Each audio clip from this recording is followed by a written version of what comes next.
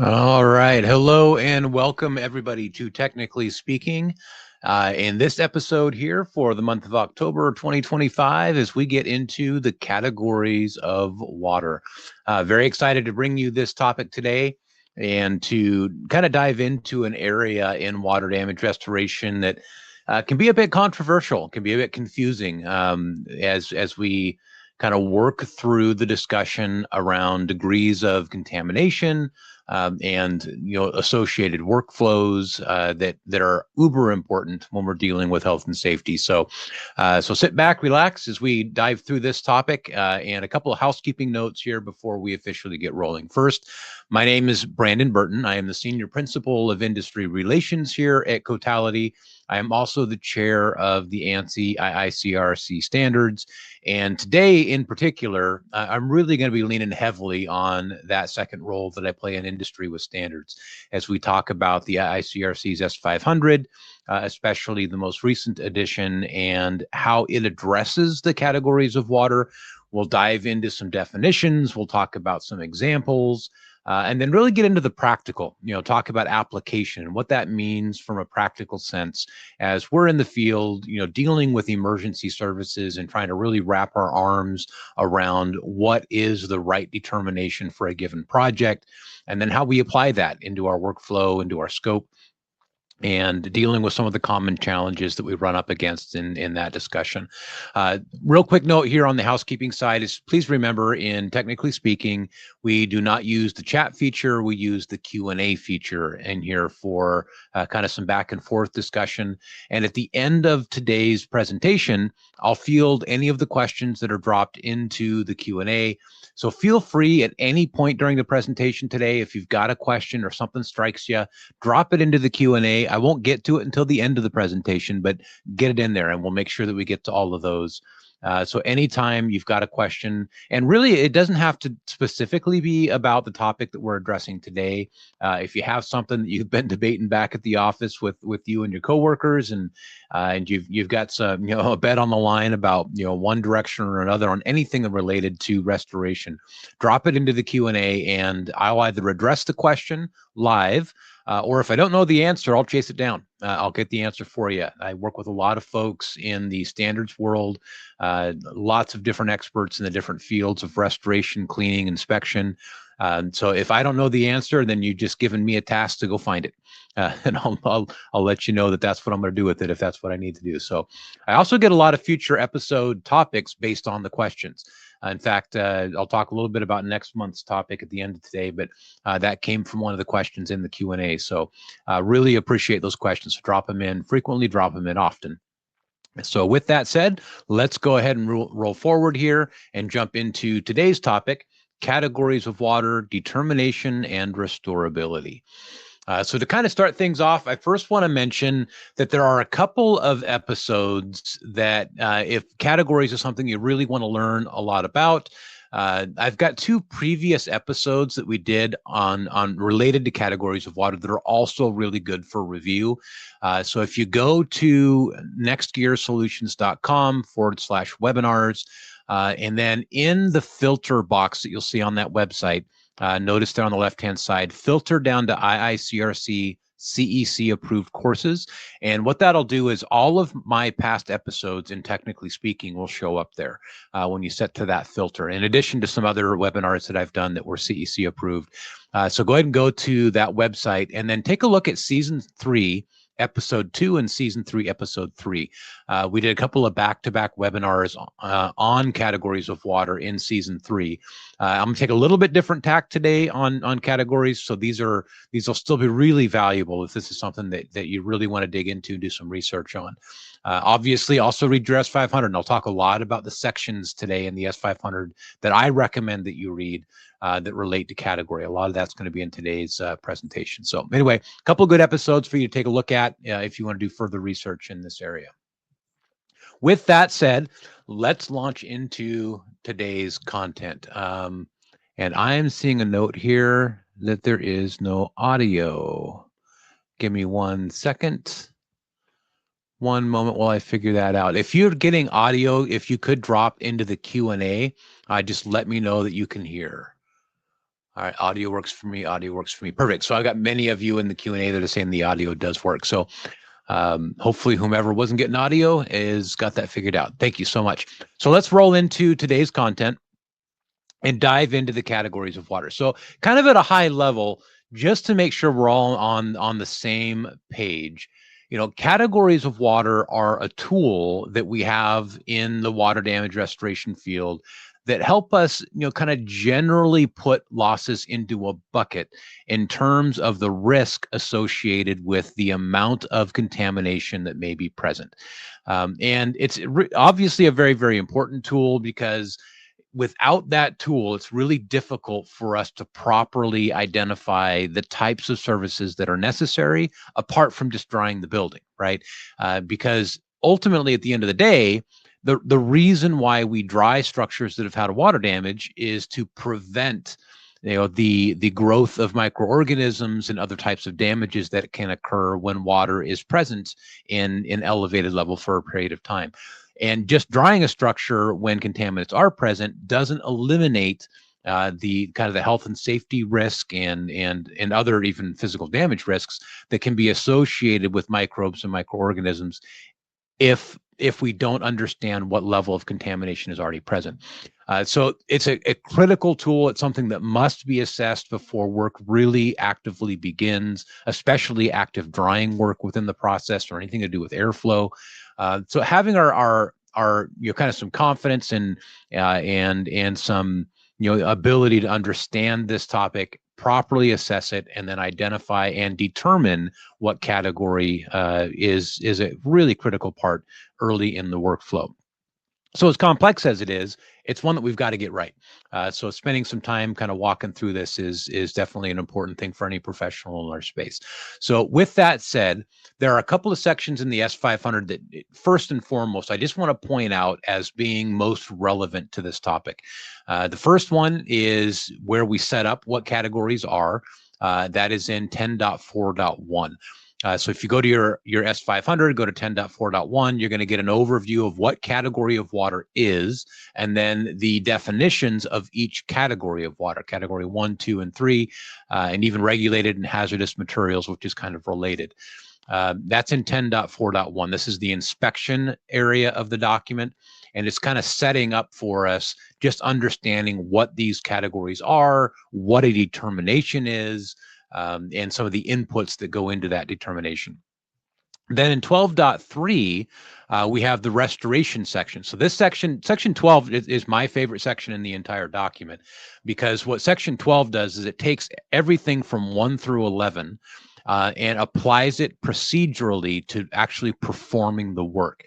So in the previous 11 sections, we talk about things like equipment, we talk about inspections, we talk about all the various topics of restoration independently. And then in section 12, we combine all that together and say, okay, here's your workflow. So from a reading standpoint, section 12 is the one that kind of reads like a chronological flow of the work that we do in restoration. Well, in 12.3 specifically, we get into remediation procedures. So what happens when we are dealing with an elevated category, and what does that workflow look like? So specifically, we deal with restoration procedures in 12.3. Then section 16, materials and assemblies, is a new section that was added into the document in the last couple of editions.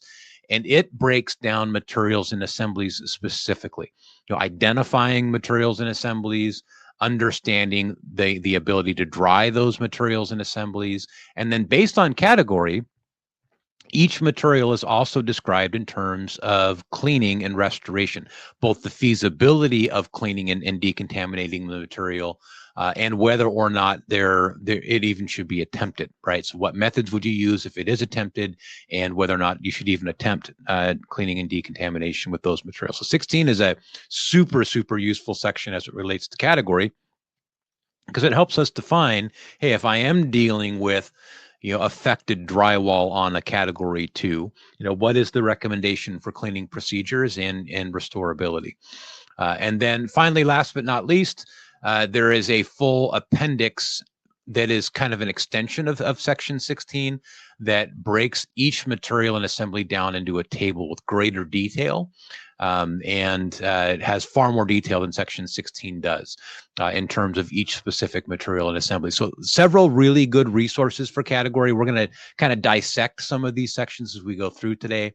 But again, if you're just going to create a list and say, okay, I want to learn more about category, where do I go in my S500 to learn more about category? These are the 4 areas of research that I would recommend for you to dig into these 4 areas.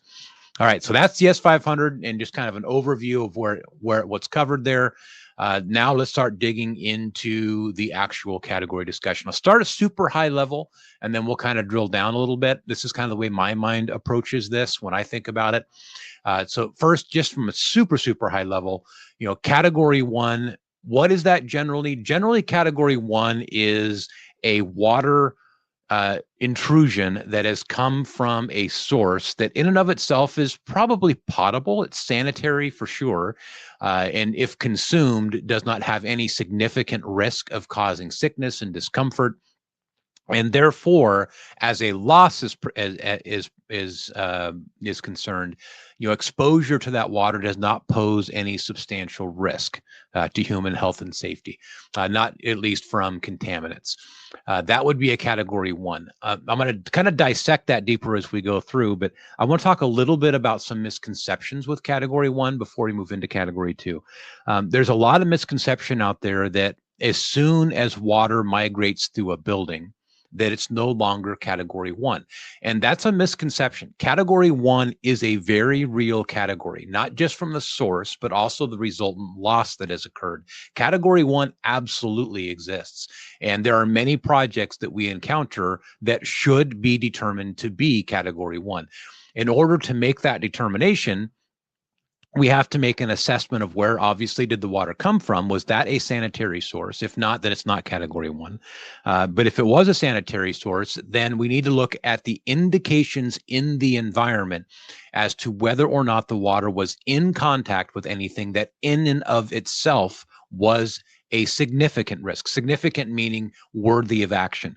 The cleanliness of that environment, the duration of its contact with organic material and dust and dirt in that environment, and even odors. Has the water been there long enough in contact with those materials that now we're starting to get off-gassing from an amplification of microorganisms? Because that's generally what most of those odors are, especially a very bitter or pungent odor or very musty, earthy odor. Those are generally what we call MVOCs, microbiological volatile organic compounds.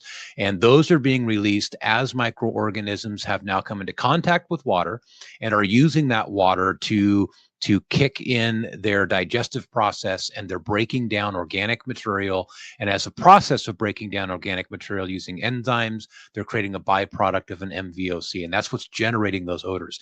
So when we have those odors that are present, it's a strong indicator that microorganisms are amplifying. And if they are amplifying, then generally our category is no longer a 1. But if water came from a sanitary source, we don't see surfaces that in and of themselves are significantly contaminated, and we don't have odors that are present, then generally speaking, it is a category 1 water damage.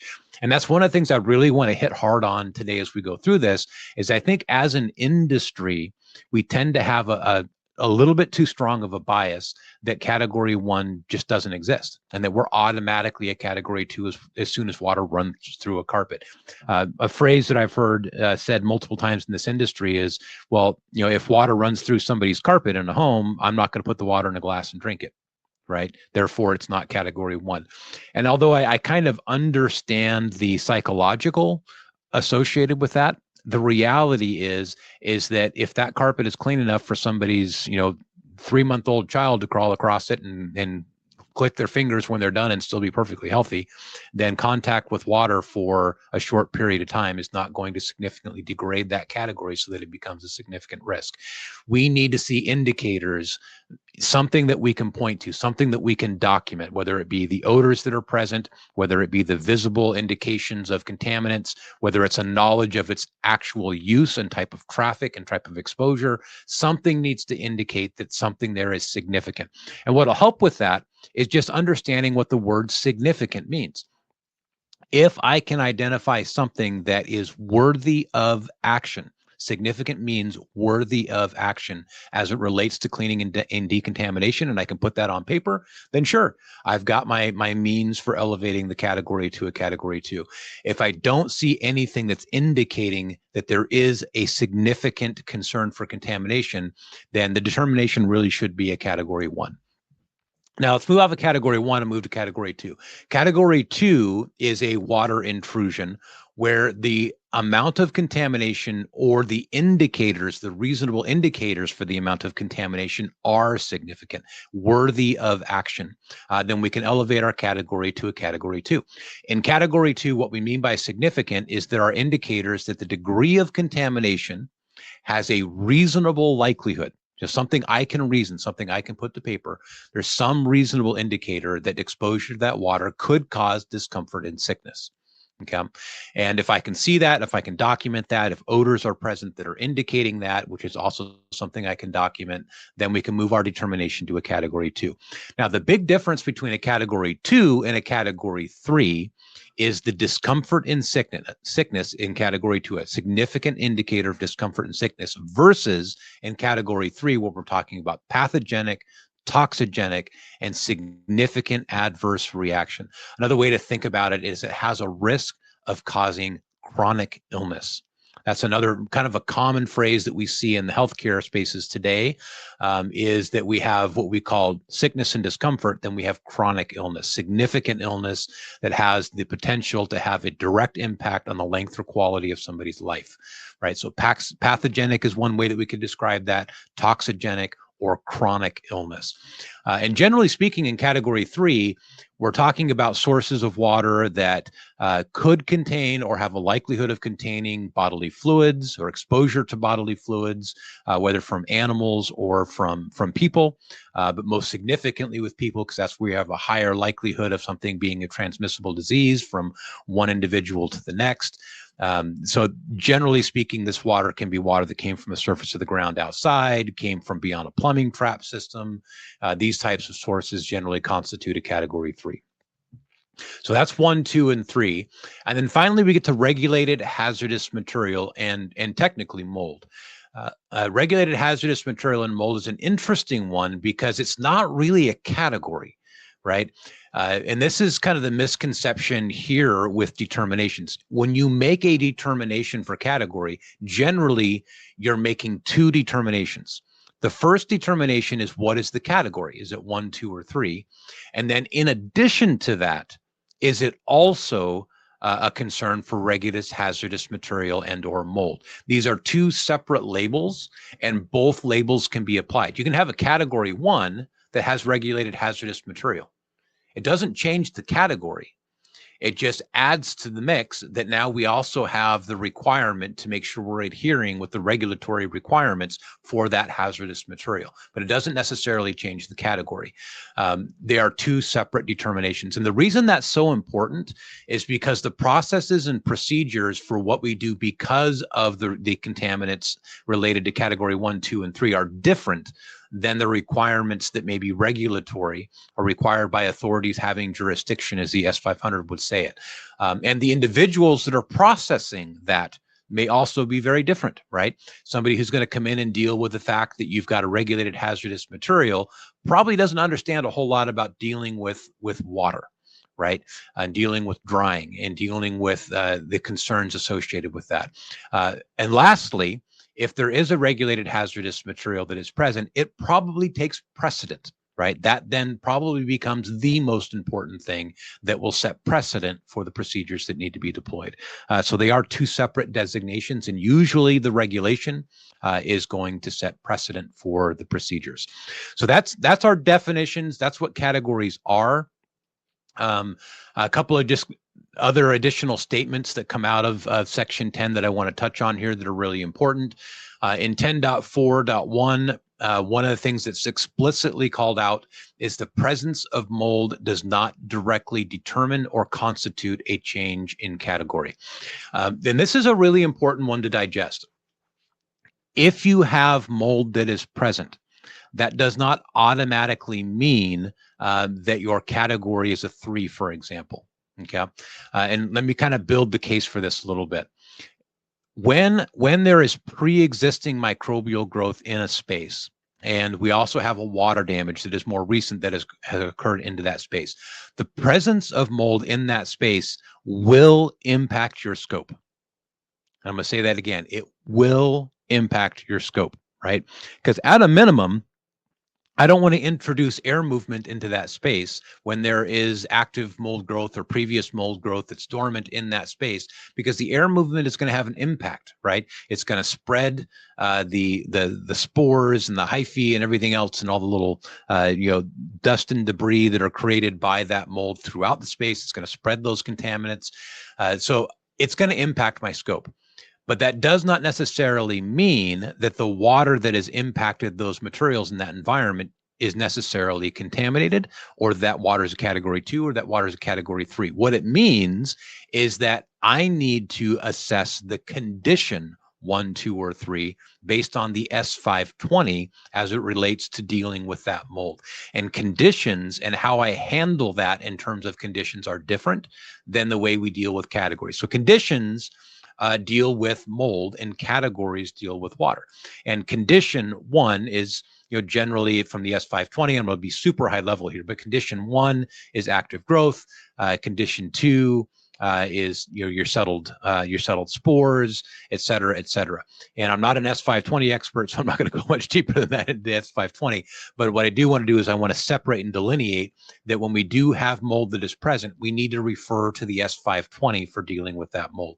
When we have categories of water, we deal with the S500, right? So 2 different standards, 2 different protocols for how we approach that.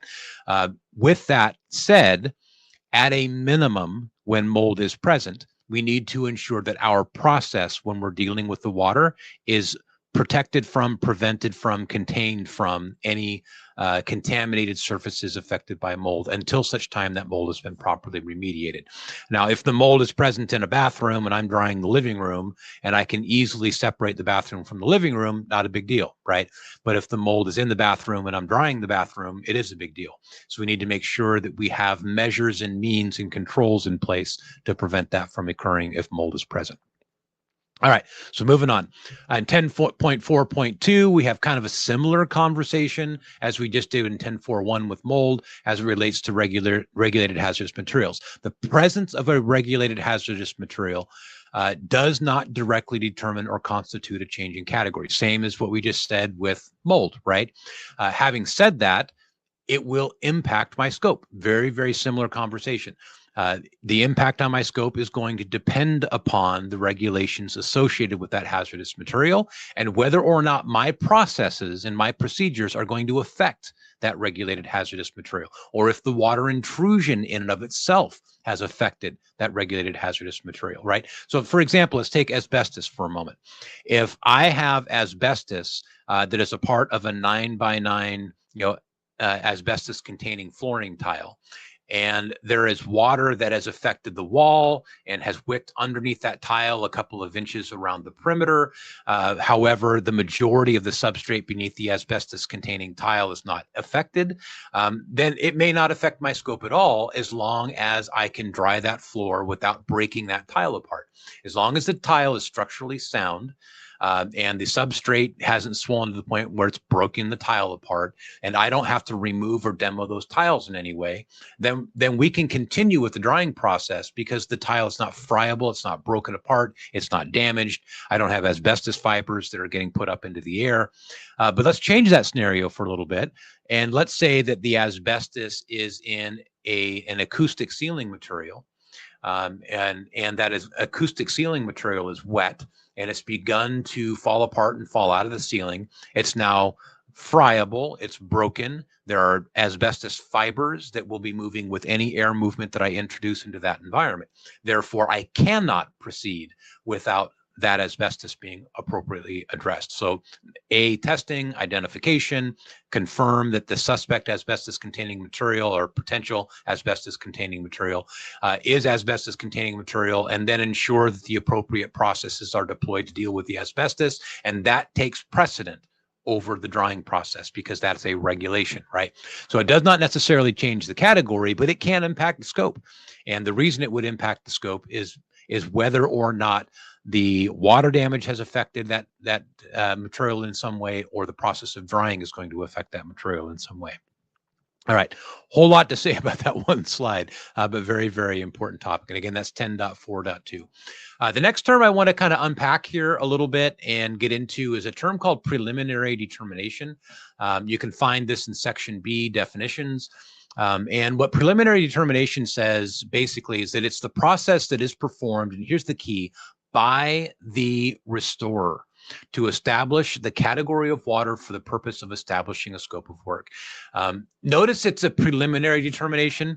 Generally, the way we phrase it like this is because we go into a water damaged environment, and we have to do, it's almost like a triage in an emergency room. You know, we have to gather that initial data, that initial information that we can use to kind of give an initial prognosis, if you will, for the circumstance that we're about ready to mitigate. So we need to look, to see, to smell, to understand based on where the water came from, what odors are present, the condition of the environment, and use that to make a reasonable approximation and a reasonable determination based on that input and based on that data, what risk there is associated with contaminants in that environment. That's what we call that preliminary determination. If we have a reasonable indicator that there is a significant level of contamination, that has to factor into my categorization. It also needs to factor into my documentation. It's really critical that that information gets committed down to the documentation, that we made this preliminary determination that it was a category 2 because XYZ, right? And that falls into my documentation, because that's going to stand up everything else that we're then going to do moving forward in terms of, you know, what procedures we're going to deploy for cleaning, decontamination, et cetera. So we make that preliminary determination, and that preliminary determination must be made before we start to alter that environment in terms of its airflow, distribution of air, movement of air through that space, manipulation of materials, the determination of our full set of personal protection equipment. You know, that needs to be a very, very, very early part of the process and the inspection to make that preliminary determination. In the preliminary determination, 10.6.7 goes a bit further. Where necessary, an indoor environmental professional should be used to assess the level of contamination. However, in many cases in IEP, the indoor environmental professional is not necessary. I wanted to point this out because there are times and instances where, as a professional restorer, we want to take a step back and understand whether or not we truly want to make that final determination of category. An initial determination or preliminary determination will always make that assessment to a degree as a restorer, because we're going to be the first boots on the ground. I need to understand my personal protection equipment, et cetera. But when I'm in a situation where the liability, the risk, and the potential exposure presents a much higher exposure for myself, exposure for occupants, where the risk is much greater, we really need to consider whether or not a third party needs to be consulted in terms of that determination of the level of contaminants that are present. I'll kind of paint an extreme scenario for you to kind of drive home why this can be so important. Let's say that we're dealing with a water damage in a critical care area of a hospital, right, where we have severely immune compromised individuals that are going to be present on a constant basis. And the risk level there of an infection and that infection becoming, very, very severe and even life-threatening is extremely high, or maybe even an assisted living facility would be another place that we could kind of set as the backdrop for this example. In a case like that, getting somebody into that environment that is specifically trained in indoor environmental air quality, that is a hygienist, that can make some sampling and make a determination about the level of contamination that is present, and even have an effect on protocol. There's a lot of benefit there, not only to your liability as a restorer, but also to the kind of the assurability that we're doing all the things necessary to protect those that are at a much greater risk than the general population. So consider that. Where necessary, an indoor environmental professional should be used, right? And should meaning standard of care. Where it's necessary, it is standard of care that we do so. Now, the only question that's kind of begging to be asked there is that, okay, where necessary, when is it necessary? So the S500 kind of unpacks that a little bit and talks about the reasons why it would be necessary in 10.6.7. And it lists out a few different scenarios where it would be necessary. Number one, when you are dealing with immune compromised individuals as occupants. That's one of the triggers. Another one of the triggers is when it's required, by a materially interested party, right? So if you have a requirement, if the so one of the entities that's responsible for the project financially requires it, whether it is the property owner that requires it. So if a party to that project requires it, that would be a reason why we would engage with an IEP. The last note I want to make with an IEP is an indoor environmental professional is that when an IEP is engaged, I highly recommend that IEP be a third party that is contracted by the property owner. I highly recommend that. They have a direct contractual relationship with the property owner. And there are varying opinions on this in industry, so I'll be really honest and share with you. That's Brandon Burton's opinion. It's not IICRC standard necessarily, although third party is something the S500 does say. But from a contractual relationship, just understand that there is some risk and conflict if that IEP is an entity that is hired directly by you that has a relationship with you, when their role and purpose is to the project and not necessarily to you directly. So just consider that. It's food for thought. Moving forward, indoor environmental professional is an individual with education, training, and experience to perform an assessment of the microbial ecology of the structure, systems, or contents for the purpose of establishing a scope. And that's what an IEP is, if you didn't know what an IEP was. Another area in the document I kind of want to dive into now is understanding some restorability conversations. The first place I want to dive into here is going to be in section 16. As I mentioned at the beginning of this, section 16 in the S500 is a wonderful section. It's materials and assemblies, and it takes a deeper dive into the variety of assemblies that we deal with and the components that make up those assemblies. And it attacks those conversations from the perspective of, what does water do to it? Is there permanent damage that water will cause? If it gets contaminated, can it be cleaned? If it can be cleaned, what methods of cleaning can be used? It's a very, very useful section within the document that I don't think gets nearly enough exposure. So if you haven't spent some time reading through section 16 in the S500, I highly encourage it.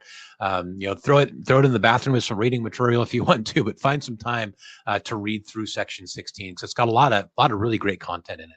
But in section 16, specifically in section 16.221, it gets into what should be removed and replaced in category 2 and 3. And these are all materials that generally, for the most part, I think we're relatively familiar with, but you may not have been familiar that it is so cleanly documented and inventoried in section 16 of the document. So spend some time looking there. If you've ever had a question about what needs to be pulled up, what needs to be removed in a particular category of water, this is where you're generally going to get the answer for that in the discussion for it, section 16.2.2.1. Then in 16.2.2, it gets specifically into those materials that are exclusive to category 3, and it takes a deeper dive into those materials that should be removed into category 3. So it kind of breaks it down 16.2.2.1 and 16.2.2.3. And again, I won't go through the kind of the ins and outs of this. Where I do want to slow down a little bit is on some areas that are a little bit less understood. And some things where there's some industry debate sometimes on what needs to happen with particular materials. So engineered and laminated floors, category 2 or 3 water that is migrated or collected under the floor, the finished floor should be removed and the substrate evaluated for drying, cleaning, and sanitizing. I get this question a lot, which is interesting to me. But when we are dealing with a multi-layer flooring material and category 2 or 3 water has migrated underneath that multi-layer flooring material, we need to clean those substrates that are beneath that multi-layer flooring material. So specifically here, it gets into that conversation with engineered and laminated floors, whether category 2 or category 3. Solid surface floors in category 2 or 3 water has migrated under and collected under the floor. The finished floor should again be removed and the substrate evaluated for drying, cleaning, and sanitizing. Technically, this even deals with tile, right? And I get this question a lot with tile flooring. If I've got tile flooring that has been impacted by Category 2 water and the Category 2 water has migrated underneath the tile flooring, does the tile flooring need to come up? And technically speaking, it does. There are some exceptions that I personally have made to this in particular circumstances. If I can make the argument that the water migration underneath the tile was only absorption that was occurring through the grout and only affecting small areas at the edge of tiles through the grout line through absorption. But that's an exception to the rule, because in reality, Category 2 or 3 water has the trigger word of should be removed and substrate evaluated for drying and cleaning as it relates to solid surface floors. And a solid surface floor would be a tile floor. So vinyl sheet goods, etc. These are all solid surfaces that the water in and of itself is not going to move directly through, right? So Category 2 or 3 water, technically, these need to be pulled up. They need to be removed. 16.3.13 deals with HVAC duct, insulated. And I'm giving you just a few examples out of this. Hopefully what this is doing for you as I go through some of these examples is you realize kind of the power and the value of Section 16 within the document, how specifically it gets into all of these varieties of installations. And again, with Section 16, basically what you have is you have all of the trigger language, the shoulds and the shalls are all written in Section 16. If you go back to the appendix for assemblies and materials, you have a lot of additional kind of mays and cans and recommends and additional kind of explanatory language that isn't necessarily standard of care language, but it's great support language for understanding how to deal with an even broader variety of materials than Section 16 covers. So an HVAC duct insulated when affected with Category 2 or 3 water should be removed and replaced. And I've said the word should multiple times now as we've gone through the presentation. Hopefully everybody with us today understands the definition of the word should as it relates to the S500 as compared to the definition of the word should in kind of our common vernacular. When I say should at home, and my kids hear me say should, they think it's a suggestion, even though I don't intend it that way. That's the way that they take it. They take it as a suggestion. Just had the conversation with my daughter the other day about not tailgating when she's driving. She's 16 years old. I said, you shouldn't really tailgate like that. She took that as a suggestion, and I should have been a lot stronger with my language. But with the word should in the S500, it means something much stronger than that. And I want to point this out because it's important that you apply the right definition when you hear or read the word should in the S500. The word should in the S500 means that it is the process or procedure that is standard of care, meaning it's the common practice among reasonably prudent members of the trade. And that's the literal legal definition. In other words, if a doctor should have, sanitized the surface before making an incision, and they didn't, and now you get an infection, there's liability, right? Because the standard practice was to sanitize first. The legal definition of should means that it is the action that is common among reasonably prudent members of the trade. And if you don't do the common action as other reasonably prudent members of the trade would, then that lack of action can be used against you in a court of law, right? So that's basically the definition of should. So take should as that's the way you do it, okay? And unless there's a reason to make an exception. All right, anyway, I'll go off that bandwagon for a second. All right, so with all of that said, kind of the next step that I want to take here is let's kind of zoom out just a little bit and talk about categories of water at large. And this will kind of give me a chance to kind of start wrapping this conversation up a little bit. I noticed that some questions are going into the Q&A, but this is also my opportunity to remind you, if you haven't dropped your questions into the Q&A yet, please do so now so that we roll over to the Q&A period of this. We can start right off the gate with some good questions loaded into the hopper. So categories of water, kind of what all did we discuss? Where do we come from? And kind of wrapping this up from a slightly different vantage point. So again, categories of water deal with the indicated or the reasonable approximation of the degree of contamination that may be present in a water damaged environment. And therefore, the concerns and procedures I must take from a PPE standpoint, from a restoration procedure standpoint, from a restorability standpoint. It sets up my scope. It sets up my personal protection. It sets up the reality for what should be restored and what shouldn't be restored. The problem with categories of water and what makes categories of water so complicated is that we have to look at a number of different things to understand what that category of water really should be, right? The first thing we generally look at is, where did the water come from? What was the source? If the source of water was arguably a sanitary potable supply, then that doesn't raise any yellow flags. And so far we're at category 1, but that's not the only thing that we look at, right? We also need to take a look at, what did the water travel through? What did it come into contact with? Did those surfaces in and of themselves add a significant, and again, I stress the word significant, level of risk associated with contamination? Remember, significant means worthy of action. It's enough contamination that there is now a reasonable likelihood that there could be some adverse reaction when exposed to an individual through dermal exposure, through inhalation, through ingestion. There's a reasonable likelihood that that could cause an adverse reaction, sickness, or discomfort, right? But that's also not the only thing we look at. We also look at time, right? Because even if there wasn't a significant amount of dirt and junk in the carpet that the water migrated through, give it enough time and there will be, right? Because the water is going to amplify the microbial growth. And generally, when time has been a factor, odors will be an indicator, right? And I don't think we lean on that understanding enough in our industry, that if there is an amplification of microorganisms, a significant amplification that is ongoing in that space, there will be odors in that space, unless it's just, severely ventilated during the entire time. There are going to be odors. And those odors are generally going to be musty or earthy. If they are more mold related, they're going to be bitter or pungent. If they're more bacterial related, generally speaking, it's not always 100% true, but generally speaking, but those odors will be present.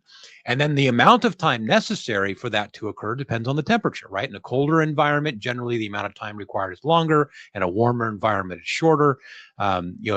And generally speaking, that temperature will have a direct impact on that amount of time. But again, odors are going to be the indicator as to whether or not the time and temperature factors have begun to have an impact on the category of water that is present. So as a restorer, my role is to take a look at these 4 inputs: the source, the migration, the time, the temperature, and the culmination of these based on what I'm physically seeing and what I'm smelling in that environment, to determine whether or not there is a reasonable likelihood that there could be a significant level of contamination. Whatever that reasonable likelihood is being sourced from, I need to document that and not at all be afraid to elevate my category if there's something I can put my finger on, right? If there are indicators of any sort that it has been elevated, commit that to documentation, err on the side of caution, and elevate that category based on the evidence that I have collected, and then respond to the water damage accordingly. Now, in situations, as a summary of another topic of conversation we had today, in situations where the liability associated with that determination of category, the potential risk associated with the contaminants and an adverse reaction is elevated because we have immune compromised individuals, we have a highly contagious potential material that is present that has a super high risk, or it's been directly requested by the property owner or a materially interested party, then consider a third party evaluation of that category, an IEP, an indoor environmental professional, who's generally going to be some form of an industrial hygienist with experience in water damage restoration, hopefully, that can come in and provide an assessment and potentially even help derive a scope of work. All right, so that's kind of the high level summary of where we went and where we came from today on category. I want to share a stat with you as we kind of wrap today up here a little bit, getting ready for the Q&A. This is always something that I've always kept in the back of my mind to really help drive home the importance, not only of determining category, but the proper use of personal protection when I'm in the field. In 2019, so I know it's a little bit dated, but in 2019, it was estimated by the CDC that 14% of the US population was infected with one or more communicable diseases. All right, 14%. So you're taking a look at, like, 1 in 5, 1 in 6 individuals in the U.S. population, and these were chronic diseases. A communicable chronic disease, things like hepatitis, HIV, things like this. That we're not talking about, a cold bug, right? We're talking about things that if you become infected with these, then not only are they communicable and you can be infected by bodily fluids of different types, but it is going to have a direct impact on the length and quality of your life if you contract this communicable disease. And I won't list all the diseases that were a part of that factor, but so take that number, 1 in 4, 1 in 5, 1 in 6, somewhere in that neighborhood, and then understand what happens in a city sewer backflow. Right. And that's the kind of the image I tried to draw here kind of crudely on my PowerPoint. So you've got all these different toilets where bodily fluids are obviously being deposited. Right. And you've got that neighborhood where you've got, 30 homes up on the hill and that poor house that's down at the bottom of the hill. And there's a backup somewhere even lower on the hill, and all that backs up into this home that you're now remediating. And let's say that there are 30 toilets in the houses that all backflowed into this one house. I know this is a bit crude, but it's super important to just give this context. If I've got 30 homes that could have contributed to that sewage, and the number is obviously probably much, much higher than that, and we have an average of 2.6 people living in each one of those homes, you're talking about 70 or 80 people. If you're talking about one, in 7, to make the math easy, then you're talking about 10 communicable diseases that are in the sewage that just migrated into this home that you're now remediating. 10 diseases, just statistically speaking. Okay. So how important is the proper restoration procedures? How important is the personal protection equipment? How important are all of those things in that environment? Life important. That's how important it is, right? So I always use this just kind of as a way for me to kind of ground myself in the topic and not kind of get lost in the minutia of becoming kind of disassociated and desensitized to what we're dealing with in our industry and just the risk associated with these decisions that we're making and how important it is for the health and safety of not only yourself, but your coworkers and the occupants and the individuals that will be in the spaces that we're dealing with on a day in and day out basis as we make these determinations. It's super, super important. And categorization is likely the most important decision that you're making in a restoration environment.